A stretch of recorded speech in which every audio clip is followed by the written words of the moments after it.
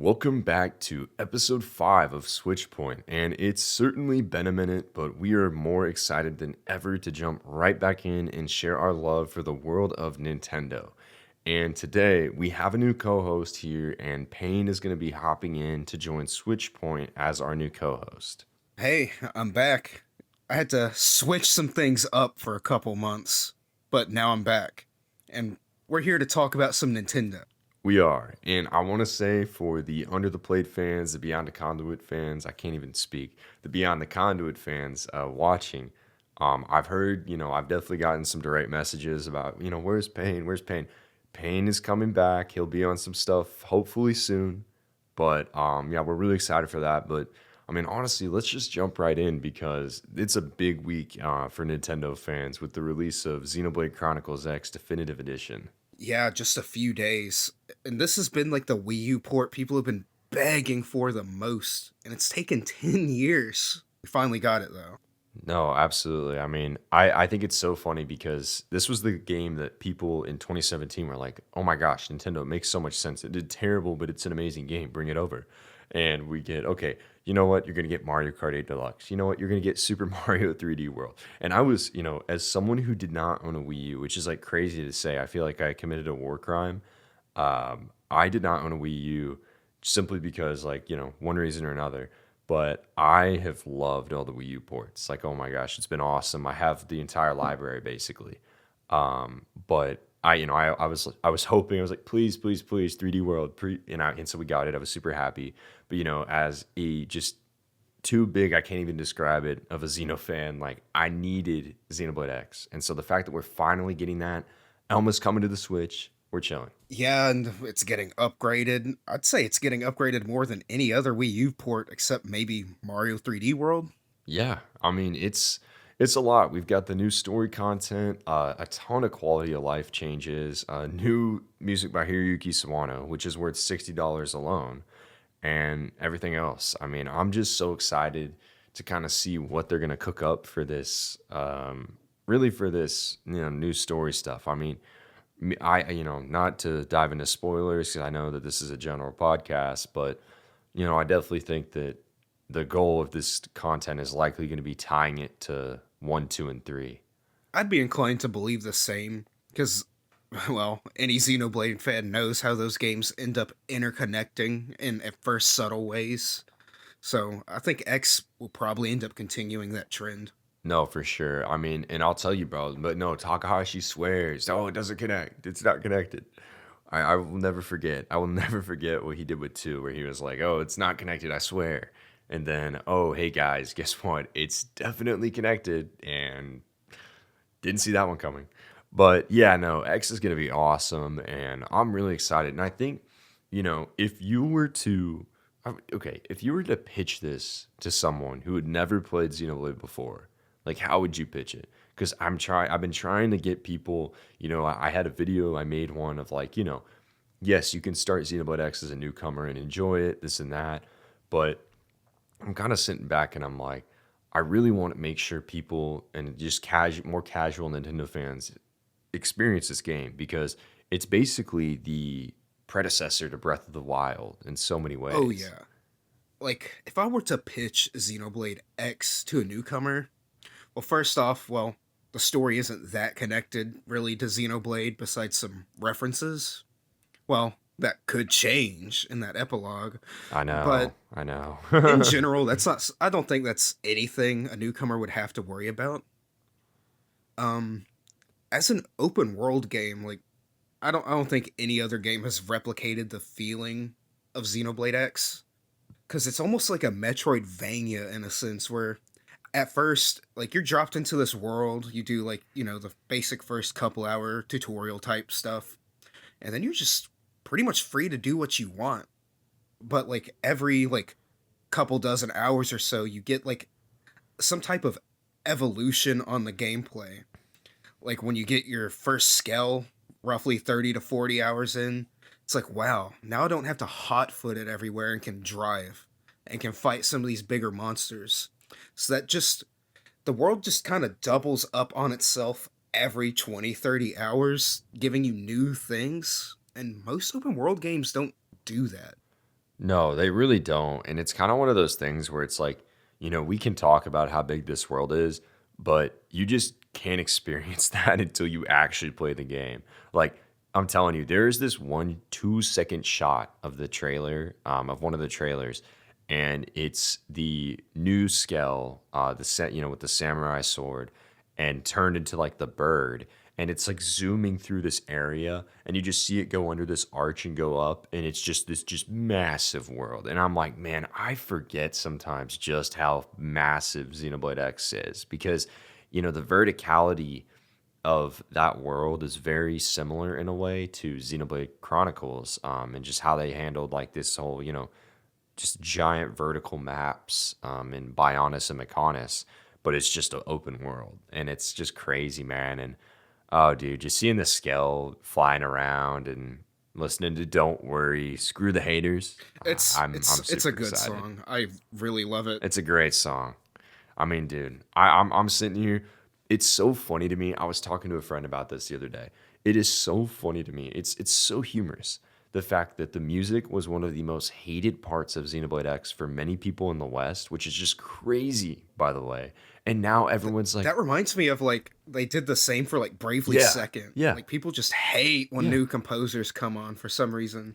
But now with the remaster, everyone's like, "Oh my gosh, yes, we love Sawano. We love." I'm like, bro, Sawano was amazing, and at that point when X came out, he had already put out the Guilty Crown soundtrack, Attack on Titan, Mobile Suit Gundam Unicorn, and a couple others. And I'm like, dude, the guy had been cooking, and that soundtrack for X was awesome. Like, you guys are crazy. And so now everyone's all like, oh, whoa. I'm like, we're not going to change the narrative. You guys did not like this when it first came out. And now everyone's all over it. But it's fine. I hope the new fans enjoy it, though. And personally, hot take or not, I think Takahashi said that with Xenoblade 4, and this is something we'll definitely talk about sometime soon, maybe a tease, maybe not. But I want Sawano to come back to Xenoblade in one way or the other, and I think it would be really cool if he came back, to Xenoblade 4. But beyond the point, yeah, Sawano, new music, all his music for the most part is awesome. I'm really excited to get a bigger gun and listen to Black Tar. Mm-hmm. Something about shooting friends. We might avoid that, but Yeah, yeah, no, we'll avoid that one.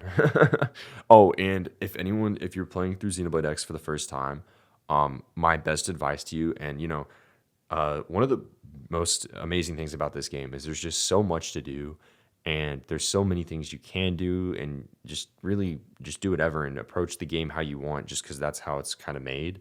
And people will give you a lot of really good advice on overdrive and stuff like that. My advice: don't let her shower.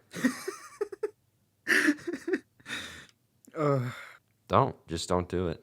what we're saying is another aspect of Xenoblade X's wonderful multi-layered open world is, well, that quest system.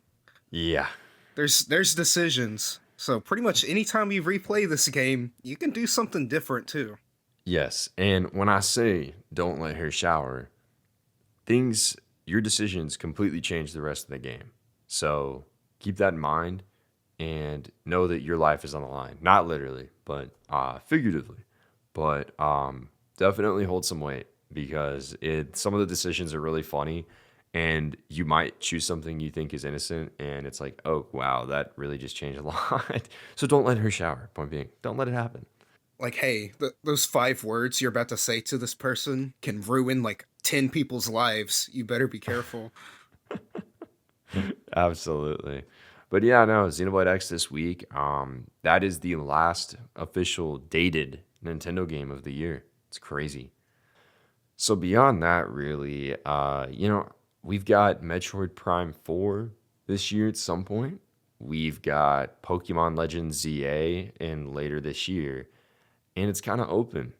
But I'm curious, like, obviously we have to have some games before Switch 2 comes out, and what do you think is coming out? Because for me, I feel like Kirby Planet Robobot and oh my gosh, I can't think. Oh, Metroid Prime 2 and 3 like have to be the April and May games. Like, there's no way. Like, they really should just, hey, we've remastered Metroid Prime 1, here's 2 and 3. Because, like, even the rumors before that first remaster were, like, the full trilogy being remastered. I think that'd be a good little shadow drop like they did with the first Prime remaster. Just like $40, maybe like 60 to get them both or something, or like a bigger bundle. Yeah. I think just them putting a few things out like that. I think one of the biggest things going up to the Switch 2 is that some of these newer releases are probably going to be cross-gen. Cuz like we've already had like some leaks about like a Xenoblade X Switch 2 SKU. So some of it might be like, oh, you didn't pick this game up in March or April. Well, if the console's launching in June, you can get this game and there's like Switch 2 upgrades, kind of like the PS4 to 5. Yeah. So I think they'll just kind of coast on some like, nice little things, like maybe a couple smaller releases, and then put an emphasis on cross gen to kind of draw people over to the Switch 2. No, I agree. I mean, I think that one of the things that Nintendo, from the beginning, has had to balance is how do we introduce Nintendo Switch games alongside Nintendo Switch 2 games? Because, you have 150 million units sold on Switch. You're not just going to abandon that. So I think cross gen is absolutely the answer. I think that you're going to see Nintendo basically kind of do one to one, one, one. So we're going to have like, the new Mario Kart game. Okay, great. That's going to come out. And, the next month, or maybe even later that month, we might have, okay, here's, Kirby Planet Robobot. It's a Switch game, but you can play it enhanced on Switch too. And then Fire Emblem Genealogy, the Holy War remake, same thing. But there's the Switch 2 games are not coming to Switch. If you think that they are, you're crazy and it's just not happening. But I think that the answer to that is these last ports that Nintendo's been sitting on forever, which, I've talked about this before, but they have Twilight Princess Wind Waker HD. That's Please, been forever please. rumor. They're sitting on that. Then you have Kirby Planet Robobot. You have Metroid Prime 2 and 3 and the Fire Emblem Genealogy, the Holy War remake. Those are your big games that you have left that you're sitting on that have been rumored forever.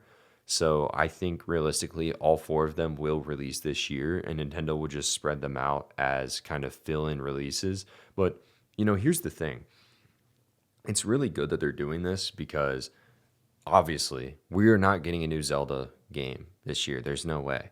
So how do you get Zelda on Switch 2? You do Wind Waker and Twilight Princess, right? And because we just got Tears of the Kingdom in 2023, we just got Echoes of Wisdom last year.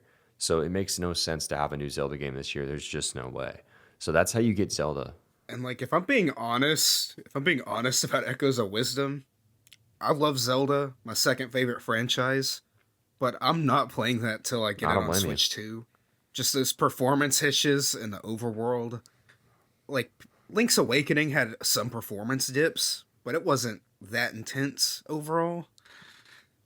So I think just this emphasis on like cross gen, or maybe even if there's like I just think back to like how the Yeah, PS5 launched, where it's like all these cross gen games, but then like a couple of you can only play this on PS5 games. So I think Nintendo's probably going to go with a similar strategy, 100%. because why make all your games cross gen when you're trying to showcase a new system and what it can do? Yeah, I mean, no, that makes a lot of sense to me. And I think that overall, Nintendo's going to have to find a way to keep both audiences entertained while weaning people over to Switch 2. So, you're going to say, hey, we have a new Mario Kart. We have a new 3D Mario game. Come on over. And that's going to get people to switch over. But at the same time, you can't abandon that audience. And so that's why you're going to release those games. But even bigger picture than that, having Robobot, having Fire Emblem Remake, all this stuff lets you get those big franchises in on Switch 2 in the first year without having to have new games, right? And I think that's important too, because I think year two of Switch is going to be, I'm sorry, year two of Switch 2, I think is going to be really big for basically all the games that we get this year. There's going to be a lot of returning series that are going to get new releases, right? So in my eyes, like I think a new Fire Emblem game, Xenoblade 4, that kind of stuff. A lot of these games that got ports and remasters are just, smaller titles this year on Switch and Switch 2. you're going to see a brand new entry release in the next year or two. So it's a good way to just get people interested. But I don't know. My biggest kind of question right now is Nintendo really going to go back and add patches for older games? Because I want to believe they will, but I also have a hard time believing so because some games are going to run fine because it's coded in once it gets to the hitching and stuff like that. That's because of the software, the hardware. That's not a software thing. So running on Switch 2 will automatically fix that. But at the same time, it's like I think of a lot of games that are locked to 30 FPS, and I'm like, oh, dude, please unlock, please uncap it. Yeah, this is just that I share the same concern because sometimes Nintendo's just weird about this stuff. Like I've been casually joking to a couple of my friends like, "Oh, Breath of the Wild, are they going to give it like a PS5-esque upgrade for the Switch 2 or am I going to have to shell out $70 to buy Breath of the Wild for the third time?" Yeah, no, and I mean, based on what we know, it seems pretty likely that you're gonna have to shell out money to pay for Breath of the Wild remastered or whatever it's gonna be called. God. And I will say, if anyone here believes that Nintendo isn't charging $70 for Nintendo Switch 2 games, you are in for a rude awakening. They tested the waters with Tears of the Kingdom, $70, and it sold like 20 million in like no time. So you're paying $70. I'm sorry. And even smaller franchises like and Atelier games don't do nearly as well as most Nintendo games, but even Yumiya is 70. That's just where we're moving as an industry. Yeah. No, 100%. And I think that overall it's kind of one of those things that like let's be real, there's a lot of factors right now that are contributing to the rise of costs. I mean, Sony I can't even speak, greedily did this in Hmm. 2020, right? It was out of greed, raising the prices and, got to appease the shareholders, got to do this, got to do that. So, I mean, I think that was a big part of it. But in terms of now, I mean, I just think that it's unfortunately here to stay. But I will say, I'm really curious, not Nintendo related, but I'm really curious what they end up doing with GTA 6 because if rumors are to be believed, I'm not paying for it. Well, I'm telling you right now, we're screwed as an industry if that's $100 because here's the problem, right? I think that people have great common sense when it comes to, hey guys, we don't like this practice, right? Like, wouldn't you say that people overall are pretty good about saying like when they don't like practices of things? Yeah, and even if they don't, vocalize it, they'll internalize it. Right. Like we can look at all these $70 releases and so many of them have underperformed compared to their like previous gen $60 counterparts. 100%. So there's clearly some unhappiness brewing in that. Nintendo could maybe escape that because Nintendo's not really the type of company that's gonna put out this big $200 million AAA game that's just really glitchy or broken on launch. Because a lot of these $70 releases have been kind of just besmirching, like, this premium $70 angle these companies try to go for by, oh, Jedi Star Wars Survivor comes out and, oh, it is really low res, it runs bad, has glitches. I still haven't played that game, dude.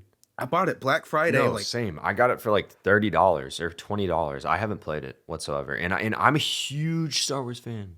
I'm a huge Star Wars fan.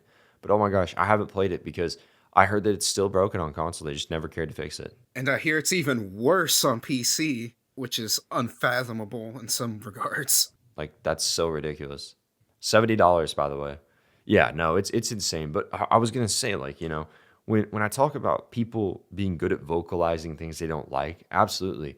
But 90% of the industry, and this is the online vocal minority talking, but to be fair, I mean, this is a big, these are a lot of people that I think follow this mindset is they love to complain, but they fail to act. Yep. So in the case of GTA 6, if it launches at, $100, the entire internet is going to explode and be super mad about it. Yet every single one of those idiots is going to buy it. Yep. And it's like, that's not how it works. If you don't want that, you cannot buy it. You cannot support that. It's the same thing going on right now with Mm-hmm. NVIDIA, right? NVIDIA had an abysmal 5000 series launch. It is embarrassing on everything that that company stands for. It is terrible. And the third party cards are just, ridiculously priced. Like an RTX 5070 retail 750 is third party sellers are selling it for over $1,000. It's insane. And then the 50 series cards has been having issues because it's clear that all these price hiked things that these companies are trying to rush out and give to us, just it's not sustainable for anyone. No, no, it's not. And I mean, it's just one of those things where it's like, yeah, if if Nintendo drops $70 games and you don't want to pay that, don't buy the games. It's as simple as that. Now, granted, I think for a lot of people in the industry, people have just accepted it and we're past the point of people actually caring. For me personally, I'm trying to think. There's very few $70 games that I buy on launch personally. Same.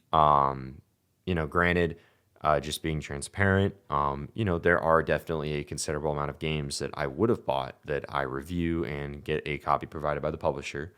But beyond that, I like to buy everything physically for my collection. And, I end up at this point, I mean, I was going to say, like, I really don't buy that many $70 games. But then, like, games like Rebirth come out and I spend like $600 on it. Yeah, I bought that game twice. Yeah, yeah. No, I'm gonna say I had a digital copy for review. I bought a deluxe, or I'm sorry, I bought the collector's edition, and I bought a second deluxe edition from Best Buy to get the limited edition steelbook. Yep. So I have 3 copies of the game. Oh, 4 with PC too. But yeah, it's ridiculous. It's so ridiculous. That's not even the most ridiculous thing because Square Enix recently in January, so they had a limited edition steelbook for FF7 Intergrade that had Yuffie and Sonon and that awesome key art on the cover. And it was only available at GameStop and they sold out super quick and I wasn't able to get one in 2021. Randomly in January, Square's like, "Oh yeah, hey guys, if you order FF7 Remake Intergrade for PS5 right now, we actually have some of these in stock and we'll give you one."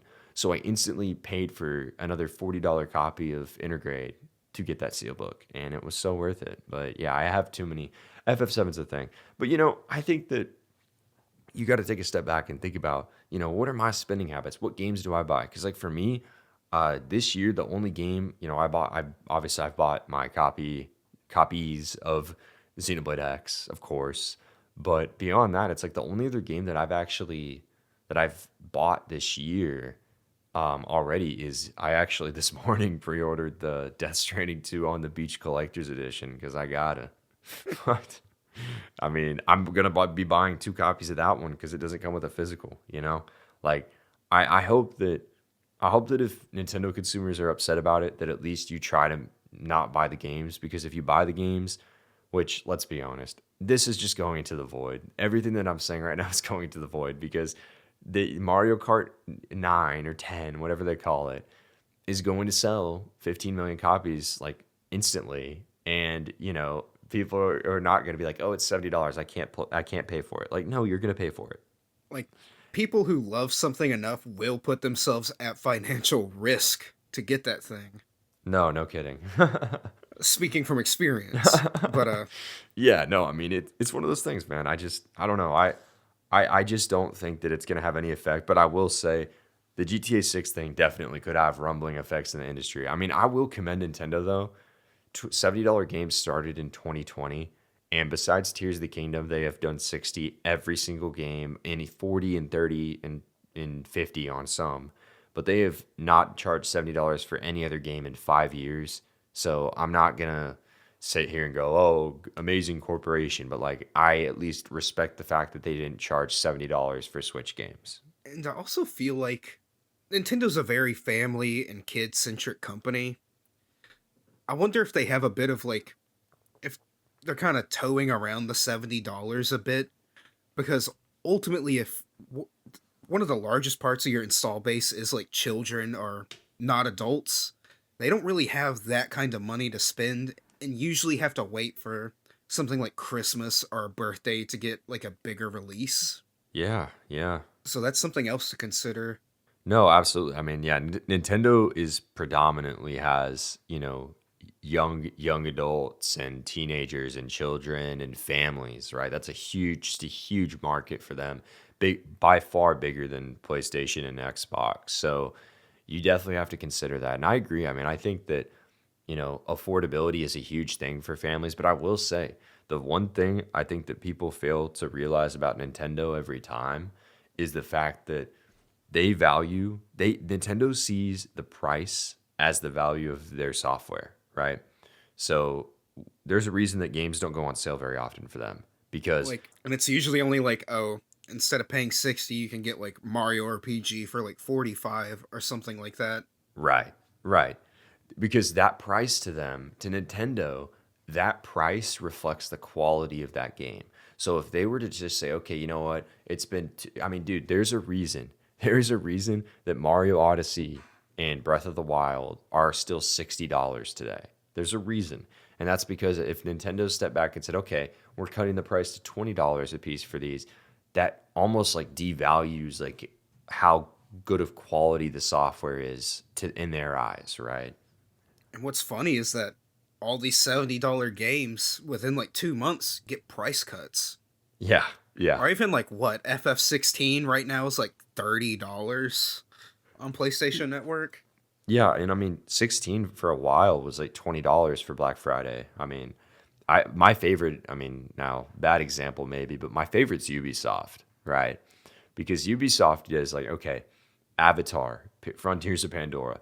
I'm pretty sure, I don't remember, oh my gosh, but I think, and by the way, speaking of, Ubisoft is probably going to be putting every single game that they can on Switch 2 just because that's what they're going to be doing.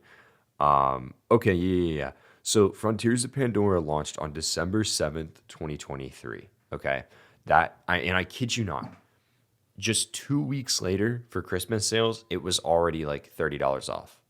And I'm like, why would you pay? They probably looked at those launch sales and pre-order numbers and went, ooh. Dude, but I mean, I'm just saying, like, that's so much more common than people realize. Like, discounting those games so fast. I mean, Monster Hunter Wilds there was already copies $10 off, like the weekend of launch. I mean, it's like you lose out, and I would say you lose out on money by being like a day one adopter, unless you like absolutely want this game badly, or if it's like a very highly valued game. Like I will say, Final Fantasy VII Rebirth didn't go on sale for a couple months. I think the first sale was in May. So, I mean, still, I mean, 3 months is a short time, but it's also a decent amount, you know? Like, for a story game, that's a long time to have to avoid spoilers. Especially for something like FF7. Right, right. But yeah, no, I mean, it's going to be interesting. I will say, again, I'm very happy that Nintendo opted to not charge $70 for Switch games outside of Tears of the Kingdom, which, mind you, I would consider arguably the only game outside of Final Fantasy VII Rebirth that I felt was actually worth $70. Like, I was more than happy to pay that for Tears of the Kingdom because that truly is a once in a console generation type of game. But now, like, everyone and their mother's charging $70 for stuff. No, absolutely. But I mean, you have to look at like, for me, you got to look at Nintendo, right? Now, granted, Xenoblade 2, Xenoblade 3. Let me talk about Xenoblade, right? but I'm saying like those games are $60 and Xenoblade 2 is like my second favorite game of all time, right? So, of course, it's hard for me to say like, yeah, Tears of the Kingdom is definitely a better game at $70. But I think you have to take a step back and just look at how much more and what Tears of the Kingdom was, which was arguably one of the most technically impressive games I've ever seen in my life. Three world maps. I mean, it's the biggest game, one of the biggest games I've ever played in my life. And it was absolutely worth every penny at $70. And that is one of the very few games where I'm like, yeah, you can just tell that there was such an extra amount of effort in this game that went above and beyond everything else in the market. Mm-hmm. It deserved to be $70. And it also deserved to win Game of the Year. But that's a different discussion for another time.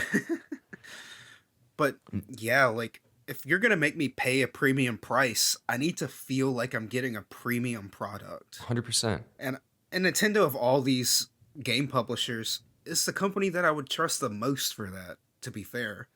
I mean, I think a lot of people would disagree, which is crazy because I totally agree with you. Because Nintendo, out of every first party, first party, yeah, out of every first party developer, whether Microsoft, PlayStation, or Nintendo, Nintendo by far, for the most part, I'm not going to say 100%, but for the most part, they have the best quality control, right? If you look at the quality of their releases over the years, most of the time that bar is way higher than that of PlayStation and Xbox.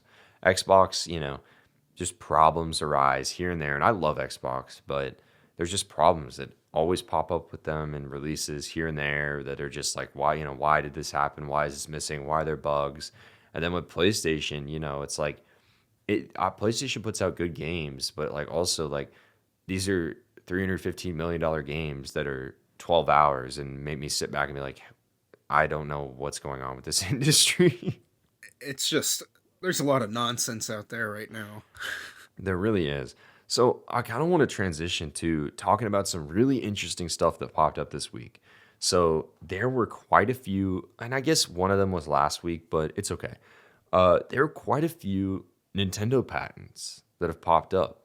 So we have a patent that suggested that Switch 2 could have integrated voice chat. We have a patent talking about AI resolution upscaling. We have a patent that the Switch 2 can be rotated to flip the display 180 degrees so you can change headphone and USB port positions. And we have a patent, an FCC filing for a GameCube controller for Switch 2. So what do you make of all that? So like with the integrated voice chat, I'm just kind of like, thank God. That should just be like an industry standard. Because You don't like talking on the phone? here's what I did anytime I played an online Switch game. Oh, hey, you gonna hop on the Discord call? Cool. Because I'm not getting their little dongle for my smartphone where I plug in headphones and all this other stuff just to use their weird little voice chat thing. No, no. This is good. This is great. I'm pretty sure even the PSP had a mic on it.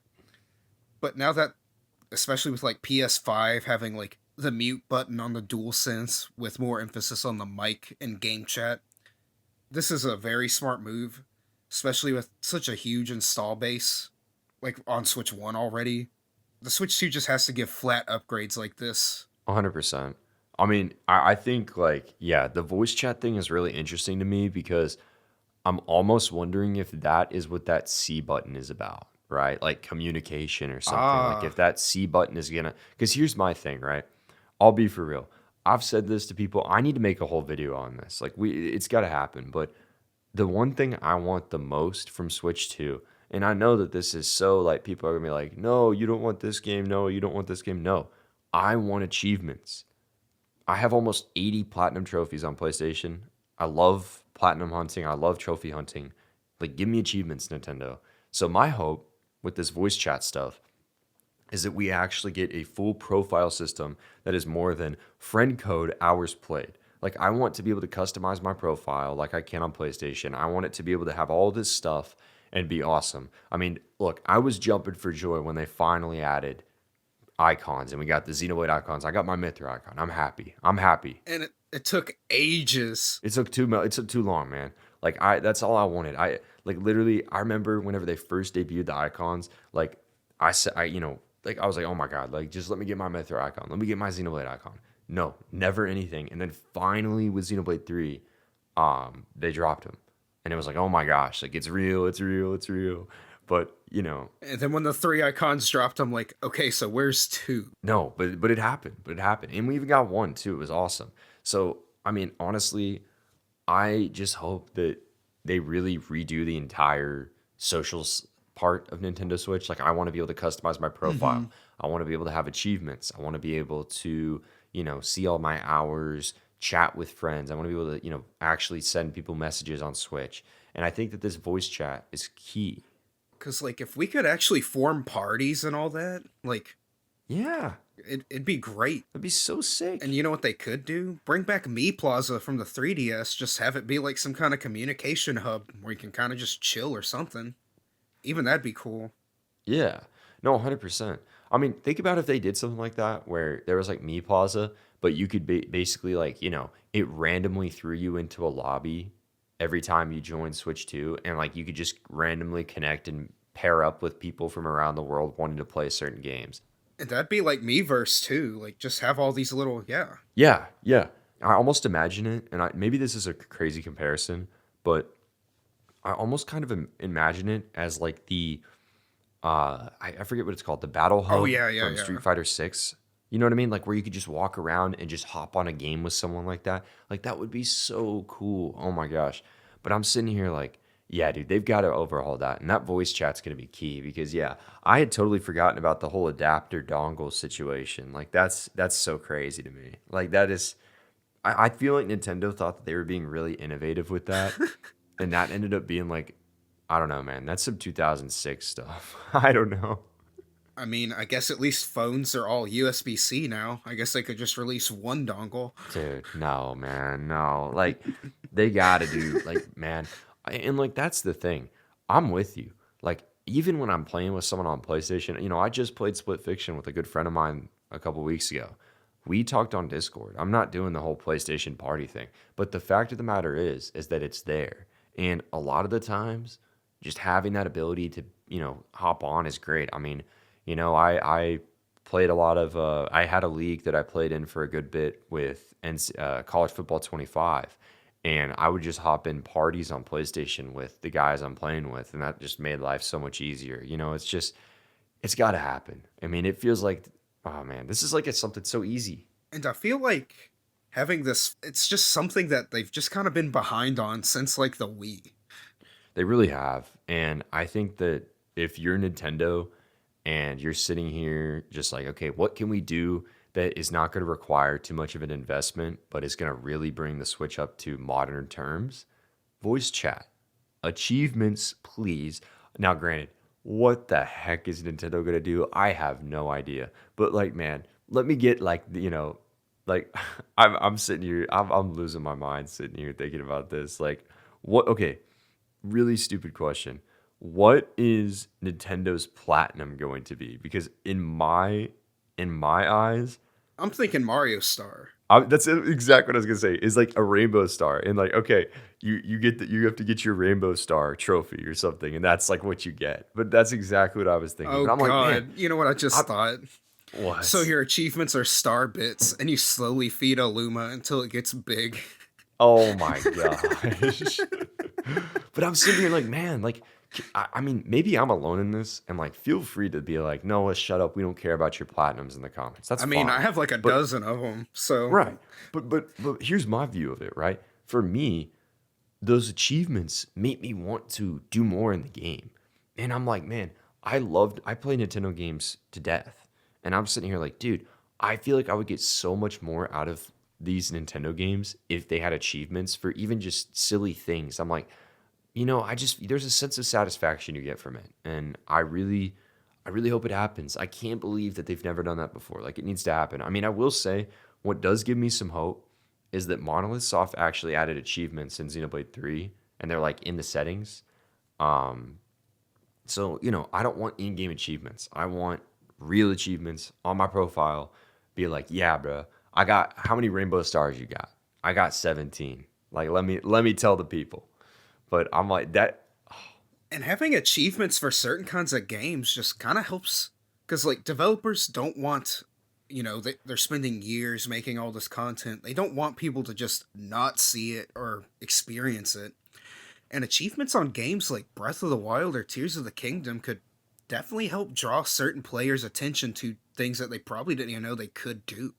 No, 100%. Like I'm sitting here thinking like you could do some crazy achievements too. Like Xenoblade 3, you could do like okay, finish a beat a an enemy above level 50 in like 10 seconds. Okay, so let me hop in with Rex dual blade and just do double spinning edge, double spinning edge. I'm sitting here with like Tears of the Kingdom, Breath of the Wild, right? Like you could do some really creative stuff with like okay, take out 10 enemies with one arrow. like that would be, you know what I mean? It just like challenges, basically just challenges for you to do. I feel like that would actually add so much to those games. It would. And like there's just so much you could do with Nintendo achievements because Nintendo has such a unique sense of play when it comes to like the gaming landscape. Like yeah, we'll open up our PlayStation trophies and there might be some, fun little joke or pun or reference in them. But I feel like Nintendo could make like a really polished achievement system that's is like more fun to get involved in for some people. Like it could even just be a purely presentation thing because some people might not care about trophies, but ooh, I want these Mario stars or whatever. Yeah. No, 100%. I'm just sitting here laughing, thinking about like, oh man, like God, I got the star. Like I don't know what they're gonna call it. Like I have no idea. But I'm like, Nintendo, you're taking away gold points, you're taking away vouchers, you're taking away all this stuff that is essentially not going. You're taking away any chance people have to, lessen the cost of a $70 game. Like the least you can do is give us achievements. Like please. Like I hope that maybe they have some other rewards program in mind, but I just haven't been really in love with like I don't love the PlayStation Stars thing. No, it's trash. It's trash. Like, I think I've gotten like a collective $20 from it over the course of since it's been a thing. that's better than me. And so many of those challenges are like, "Oh yeah, a game came out this month. Buy it." What? Yeah, we'll give you like 30 cents if you give us like 60, $70. Yeah, it's not fair. I mean, with my PlayStation Stars, you can actually make a little display case, on your profile and actually have the stuff Ooh, displayed. what if Nintendo Achievements gave you almost like a Smash Bros esque That would trophy be for so the sick. That platinum? would be so And sick. you could just have like a trophy collection Dude, shelf what or if it was an something. NFT too? No, I'm kidding. Yeah, and you can get these blank amiibo cards and physically put them on. Yeah. No, but I'm sitting here like, so, I think that's a great idea. Having like a trophy case that you can customize would be super cool because so I mean, dude, and that would require work from developers for sure. Like, and I'm not saying that they're gonna do this because this is way too much work. But imagine that you Yeah. actually had like a custom like star trophy for every game, and you could like display the ones that you wanted to. Like that would be so cool. Or if they did put like if they brought something like Miiverse or Me Plaza back, maybe there's unlockables with achievements. Like you can get this Me outfit. Ooh, Or true. like how some PS4 games would give you themes. Like, oh, you beat Kingdom Hearts 1 and get this cool theme. Yeah, Like I feel like if Nintendo does trophies, it's gonna go either minimalistic, like their kind of like Switch like presentation, but I think they should just outright go, nah, let's make this fun. yeah. No, I totally agree. I mean, I think that I think that for me it's like, gosh, man, like I'm just hoping that we get a Shigeru Miyamoto bobblehead collectible because my display case for PlayStation you can customize it on the app. I have the Buster Sword from Rebirth and I have the Jim Ryan bobblehead. It's awesome. We love Jim Ryan at Final Weapon. Great guy. That guy's awesome. But yeah, no, I mean it's gonna be really interesting. So I guess do you think that the C button? Because remember, so the Switch 2 leaked, and that button under the home button it has a C on it. But in the reveal trailer, Nintendo just covered it, and it's just a blank button. So what do you think that is? Do you think that's gonna be what we're talking about here or not? I don't know, but I think honestly, you saying like "oh, C communication button" like a minute ago, I feel like that's pretty sound logic. And if they're gonna have like this voice chat and all that, I mean, why not just have easy access to like party systems or voice chat or what have you, 100%. just right there? No, that's what I'm thinking. Yeah, because you just like, because you think about it right now. You've got the capture button, you've got the home button, and then the C button. It's like, I'm thinking, okay, so you know how you can hold the home button and you see that little side menu? Yeah. Like, I'm thinking that's exactly what the C button's going to do. And it's going to open the side menu and you're going to be able to access like your friends, your trophies, your communication, your voice chat, all that stuff. And like it's gonna be basically like pressing the PlayStation or the Xbox button. I'm also just pressed to even fathom what else it could be. Like I know. it's such a mystery. Well, the Like worst one I've seen is the Connect, which the people that think it's gonna be like, Wii U stream to your TV. I'm like, that just seems insane to me. no, just no. But I don't know. There's a cracked out part of me that wants to be like, oh, you remember the C stick on the new 3DS? It's actually a Mm. little touchpad. Oh, okay, Nah. buddy. That seems crazy. But yeah, no, I mean, I don't know. I'm curious. I don't know. I think honestly, like with the Switch 2 presentation, that's kind of one of the things I'm looking forward to the most is them just really showing the console and the UI and what it can do because, the games will speak for themselves. Like I'm not worried about that. I want to see, hmm what has Nintendo done to innovate on the console and the hardware. Like, we need to know this new ecosystem. Yes, 100%. Because, like, is it just going to be basically the Switch with some bells and whistles? Or are they really going above and beyond and providing, like, a new experience on this device? And that's going to be key for a lot of people because I mean, I think that regardless, I mean, now this is crazy. This is a crazy crazy take. Well, it's not I'm not even a take, it's a report. Bloomberg put out a report this week that basically said that Nintendo is, the Switch 2 is expected to launch at $400 or more. Some people think 499. Personally, I think there's no chance that they're going to drop the Switch 2 above 399. Maybe I'm wrong, but Bloomberg basically said that, every analyst out there is saying that this is going to be the biggest console launch of all time. I can see it. Like, Oh, 100%. I mean, dude, you just have to Nintendo think just about came that. swinging with the Switch gen. Like, Hmm. they've really solidified themselves in this market like that. No, absolutely. And I mean, it's one of those things where it's like Nintendo just really just dominated. I mean, the Switch by the time it's done is going to be above 155 million units sold, maybe even more. And then PlayStation's gonna fudge some Dude, numbers, and oh my well, hey, God. wait, the PS2's. I can't even tell, bro. People could say I'm crazy. I'm like, no, there has been no actual data to provide that the PS2 sold 160 million. And the funniest thing too is they updated that number after it had already ended production.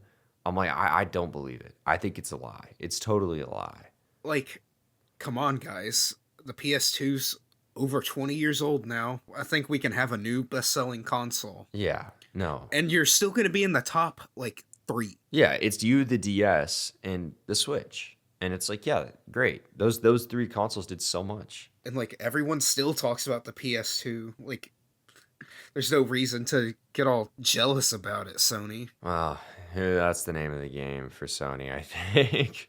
I mean, but yeah, I mean, I don't know. I'm really interested. Like, I think that I might be wrong on this, but I believe the report stated that they're expecting to sell over 15 million units in the first year, which I'm like, I think they're easily going to be able to do. I think 20 is what they should aim for. Um, Especially since there was rumors like last year, like there was a chance we could have gotten the Switch 2 last year, yeah, but then it's like, oh, they delayed it to have like a rock solid first year lineup. So if they have some like amazing first party titles, and then God, we're hearing new rumors about ports like every day, I like know, third party man. support for the Switch 2. Like they just said Sparking Zero's gonna be on it. Like if they did just slightly delay this console to make sure they can get as much as possible on it, oh yeah, it'll blow through. It's probably going to just smash their expectations of 15 if they really do bring this much to the table. Oh, totally agree. Totally agree. I mean, I think for me, it's like let's look at. I think the third party stuff is a great nod, right? Because Switch has gotten very good third party support, but at the same time, out of the gate for the first 2 years, third party support was not great because no one believed in it. And now hmm every developer is scrambling to put everything on Switch somehow, some way, right? And I think that you're going to see Yep. pretty much all these huge games for PlayStation 4, PlayStation 5 come over on Switch 2. I mean, the rumors right now are like Final Fantasy 7 Remake and Rebirth, Halo, the Master Chief Collection, which, oh my God, don't even get me started. Tekken 8, Elden Ring, Sparking Zero, just Microsoft Flight Simulator, like a bunch of games like that. I'm like, that is an insane third party lineup. And like, if we have that near launch, like, my goodness, man. Yeah, like I'm also excited to see how some of these ports will run because they're gonna definitely be better than like some of the Switch ports we got. Oh, dude, for sure. But I'm just so curious. I think that you're gonna have to look at it like, you know, most of these ports are gonna really take advantage of that DLSS upscaling. And that's gonna basically allow these Hmm. games to run at like 540p and upscale to 1080p, which is really cool. And it's gonna allow for pretty much rock steady frame rates for the most part. And I'm just really looking forward to that, man. I gotta be honest. I'm like, I've seen a lot of people like crying about this and that. I'm like, dude, I'm sitting back being like, yeah, we're getting a new 3D Mario this year. We're getting all these third-party games. Potentially, we're going to have the Halo Master Chief Collection playable on a portable console, being the Nintendo Switch. Like, I'm great. I'm Hmm. feeling great. And like since this thing's like PS4 Pro-ish power level, maybe Series S, it's like we're not even get like I feel like a developer would have to really screw up to make like a port that's not good on the Switch too. Because we're still getting like cross-gen games for a lot of like third-party stuff on Yeah, PlayStation. no, I totally agree. So I just feel like it'd be easy. Yeah, I mean, you have to think about like the fact that all these games are still coming over to Switch somehow. And again, that's where I'm really interested to see what happens is like these ports that are kind of good but not great. Like, I saw a tweet this week about Minecraft on Switch and I was like, "Oh yeah, like that's not a great. It's a fine port, but it's just not near as good as even the Xbox 360 version, right?" And I was like, that's a game Hmm. that really needs like a native Nintendo Switch 2 version because I've played it on the Switch like back when me and a couple buddies had a Bedrock server, right? I'd hop on, I'd play on PC, I'd jump over in bed, play on Switch, right? And I'm like that port really needs an update. Like it really chugs bad at some points because I've seen like some siblings play it on Switch, and after playing it on PC for like 5 years, I'm just like, whew, like it just chugs bad at certain points. It does. It really does. And I mean, there's so many games like that. Like, dude, Fortnite. Oh my God. I remember Don't even get me started. I remember when it came out in 2018 at E3, and it was like, oh, heck yeah. Like, man, this is awesome playing Fortnite on the Switch. Let's go. And like, man, you look at Fortnite on Switch now versus what it looks like on PC. It's like, oh my God. That's going to be a game that hugely benefits from DLSS. It's stuttering on Switch. It's very fuzzy. It's constantly like load hitching. It's insane. Honestly, I'll be for real, and like maybe I'm crazy for saying this. I am really surprised that that game is still being supported actively on Switch. And, I mean, they probably have a good like market share on it. No, no, I mean, I trust me. I believe from what I know, I think there's a ton of people that play on Switch. Like we're talking million, probably millions of people a month. But I think that it's just crazy that like the game runs that bad and people still play it. But I think that goes to show you that a lot of people, casual players, don't really care.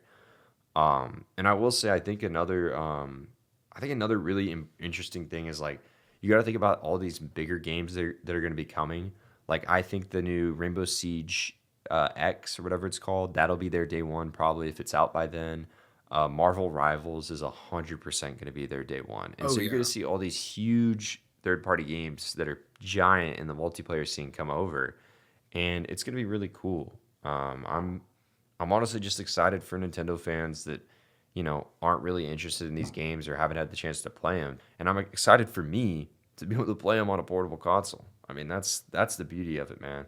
Like I don't have a Steam Deck, but Me I do, either. I do get jealous sometimes of like, man, it'd be cool to play Rebirth in bed.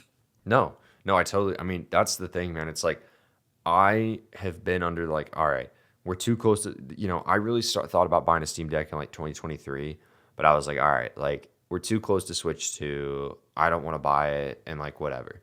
And so I haven't, and I'm like, man, like all these people get to play all these games on portably. It's really cool. And I'm like, I am just ready for Switch 2 because it's going to be able to do some really cool things and play pretty much most of the same games, but Nintendo games too.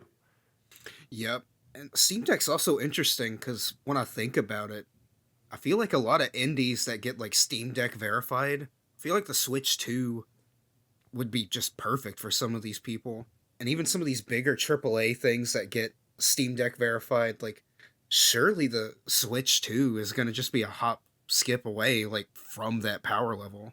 No, yeah, I definitely agree. I mean, oh man, I'm just so excited thinking about these potential third party ports. Like, I was talking to a friend yesterday and I was like, I seriously think that we're going to see Death Stranding come to I've Switch. been thinking Like, I that really think it's too. going to I was happen. thinking of the Yeah. iPhone 14 port of it. Yeah. Well, yeah, no, and we're going to see games like Resident Evil 4 Remake. I'm like, man, I'm going to be broke, dude. But I will say, these companies better be doing physical releases because I'm going to be really upset if not.